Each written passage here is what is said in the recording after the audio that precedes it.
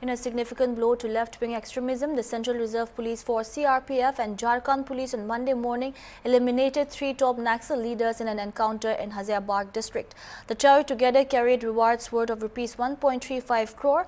Those neutralized in the gun battle have been identified as Sahadev Soren, a central committee members of Naxals carrying a bounty of rupees 1 crore, Raghunath Hembram, special area committee members with a reward of rupees 25 lakh, and Virsin Ganju, a zonal committee member carrying a reward of rupees 10 lakh. The operation was carried out jointly by the 2 Note 9 Cobra Battalion of CRPF and Jharkhand Police in the Pantiri forest of Gorahar district area. Ghaziabad, following specific intelligence inputs, according to CRPF officials, the operation began around 4:20 a.m. and led to the fierce exchange of fire in which 3 ultras were gunned down. Security forces also recovered 3 AK-47 rifles from the site. Officials termed the operation a significant blow to the Maoist network in Jharkhand, noting that the elimination of top leaderships will impact the group's organizational structure and operational strength in the region. Security forces have intensified combing operations in the area to ensure no further resistance for Naxal cadres. Officials confirmed that no casualties or injuries were reported among the security forces, while a search operation has been launched in the area to track down other Maoist operatives. Authorities described the action as a decisive strike against Maoist leadership in Jharkhand, expected to significantly weaken their organizational hold in the region.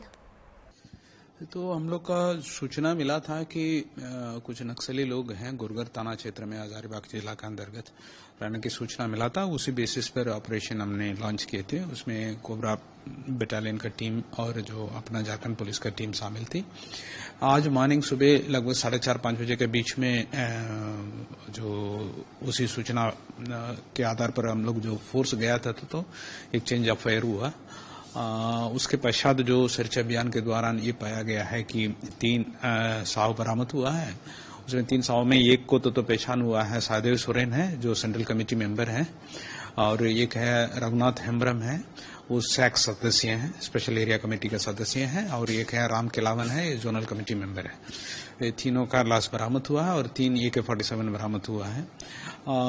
जो CC member है ये 1 करोड़ का इनामी है, जो रघुनाथ हेम्ब्रम है 25 लाख इनामी है, वो जो राम केलावन है 10 लाख इनामी है। जो अभी ऑपरेशन हमारा जारी है, इसी ऑपरेशन से हमारा झारखंड में जो बोकारो और पारसनाथ, जो जुमरा और लुगु पहाड़ क्षेत्र पोखरा में, और जो पारसनाथ का जो गिरिडीह जिला का पारसनाथ क्षेत्र में जो नक्सली हैं सभी समाप्त हो चुका है। आज का दिन में कोई भी नक्सल उधर बचा नहीं है।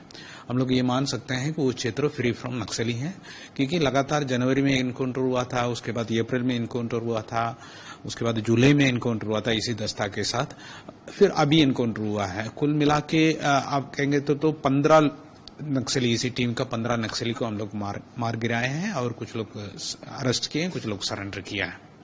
सर, जो सादेव सोरेन है जिसको यूटिलाइज किया गया है अलॉन्ग विद 2 अदर, ये कितनी बड़ी सक्सेस है सर? और इसका जो सादेव सोरेन है इसका क्या स्टेटस था विद द ऑर्गेनाइजेशन? इसकी वजह से काफी इम्पोर्टेंट कंसिडर किया जाता था।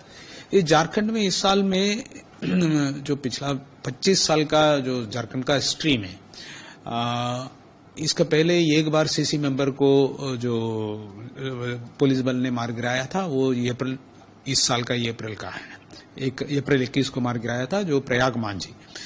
ये दूसरा सीसी मेंबर है जिसको हम लोग आज का जो ऑपरेशन के दौरान मार गिराया है। ये दोनों सीसी मेंबर एक साथ चलते थे। तो झारखंड में अभी बच्चे हैं, अभी एक पोलिट ब्यूरो मेंबर है और 2 सीसी मेंबर्स बच्चे हैं जो सरंडा में रहते हैं। उसके अलावा कहीं पर भी सीनियर फॉर्मेशन अभी है नहीं है। ये बहुत ही बड़ा अचीवमेंट है झारखंड के लिए। इवन पूरा इंडिया लेवल पर आप देखेंगे तो झारखंड का मतलब जो पारसनाथ हिल और जुमरा और लुगु पहाड़ है, ये बहुत पुराने से नक्सल प्रभावित क्षेत्र रहा है, इसमें से मुक्त मिला है आज का दिन में। ये बहुत बड़ा अचीवमेंट है हमारे लिए। इसकी इन्वॉल्वमेंट कितने केसेस में थी, अगर आपके पास कुछ डिटेल हो? बहुत सारा केस है सर, 50 से ज्यादा केस का है। वो सब डिटेल वगैरह निकला जाएगा, उसके बाद बताए जाएंगे अलग से। ऑपरेशन कैसे लॉन्च किया गया? तो वो हमने बताया थे, जो इनपुट का बेसिस पर जैसे इनपुट आया उसी बेसिस पर तुरंत प्लान करके सब लोग इन्वॉल्व करके प्लान करके इसमें लॉन्च किए हैं। इसमें वो बाकी निटिग्रिटी से हम बता नहीं पाएंगे।